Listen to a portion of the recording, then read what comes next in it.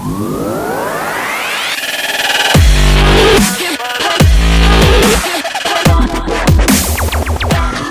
Lokesh, thanks for taking the time to help us with this new tattoo site that we're doing, and thanks for being the featured artist of the month for our inaugural issue.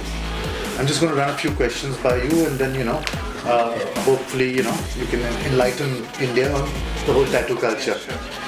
So tell us how your early start in the tattoo business in India. Okay, so I started back in 2001-2 as not a professional artist, but I was just tattooing for fun sake and trying it out.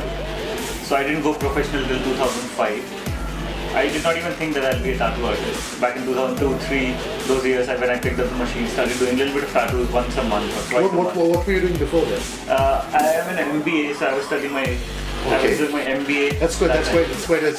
How did your parents take it from MBA to tattoo artist? Yeah. So like any other conventional Indian parent, they were like taken aback and they're like, "Why are you doing this?" And today they're walking around proudly when they see Devilz. Yeah. Great. So we'll come back to that. Yeah. So they were in a shock, and but I did not spill the beans that I'm gonna do professionally.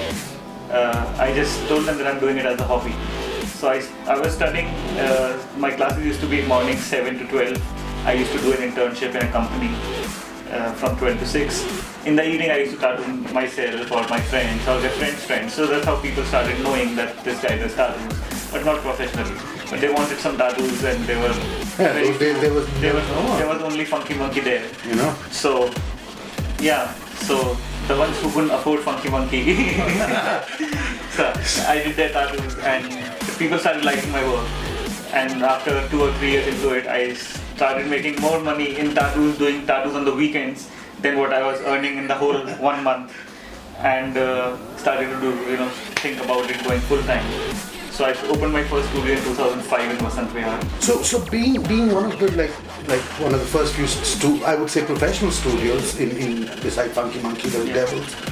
What were the challenges you faced? The first challenge that every studio faces, like it's a new business and tattooing was not as common as it is today.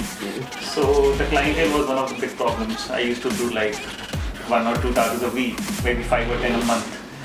So surviving and in that time paying those high rentals. Yeah, paying the person we have rental, it was 1 lakh around 1 lakh that time. Yeah. So that was a big challenge. Where did you come up with the name Devilz Tattoo?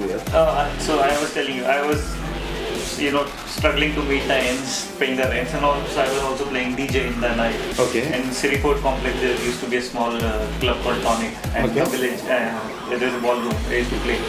So my friend used to call me DJ Devil that time. I don't know why, but one of my friends named me DJ Devil. So when I started, maybe a Lucifer thing.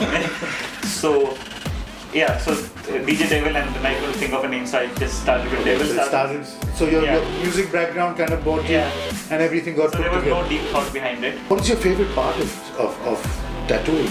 Besides making the money now, but in terms of my favorite part is that first of all I love educating people about tattoos. They have a lot of myths that the skin cancer will happen or whatever will happen. So I tell them that all the inks that we're using are from USA. They're approved. In USA nothing can sell without the approval of FDA. US FDA, so the whole thing. So everything and millions of people get tattoos every day.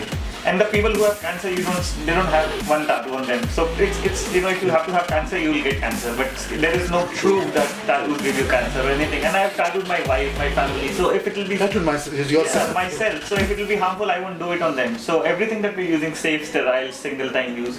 So my favorite part is to obviously create a custom artwork for the client, but at the same time educating the Indian clientele to make the industry grow bigger. Okay, so we know there are various styles in tattoo. Some people like realism, some people like portraits, some people do tribal work, some people now they are specializing in dots. What would you say? Like, okay, it's your last piece that you have to give someone, and it's your legacy piece. What is the style that you would choose? I would always go for realism. Okay. Because I love it, and that's what I've been doing since the last 10-12 years. Realism portrait. So I want to specialize in that.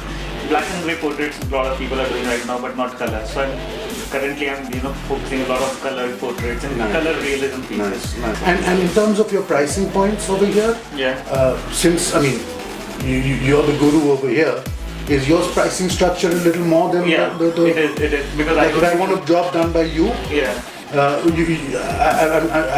would like to think that I'm paying more because it's you. Because are you demanding that? It is because of the experience. I started with... Listen, I'm from the industry, so I'm all for it. Is the point. I appreciate when I mean, at the end of the day, we pay obscene amounts of money for a Hussein scribble, but it's Hussein. Okay? Exactly. The same thing, The point I'm actually trying to make is, I think between the time the whole studio tattoo environment started in India, there's been a growth which has been exponential. In 2003 when we opened, there was us, one studio. Then 2005 Devilz came about. But now there are like 7,000 artists across, So I'd like to think that, that I'm paying premium because I'm getting a Lokesh tattoo, or I'm getting a Raju tattoo, or I'm getting, Sameer from Bombay, and not, it's because of the experience, it's because the time they put in, and because of the work. Experience. And the only thing I always tell people is everyone's work is not the same, so everyone cannot charge the same. Some guy who's just starting for 2 years and someone who's starting for 12 years, they cannot charge the same because of the experience and the kind of expertise they have, the kind of finishing they give. So I consider myself not the best, but one of the good ones. And unless you don't believe in yourself, no one will believe in you. So I always think that I'm very good, and I have to do this piece of full justice and bring out the real character in the portrait. So I take a lot of time doing everything. So tell us in terms of generally, how have you seen over the years as the culture, as the community has grown, in terms of how the client base? Is the clients more knowledgeable than we?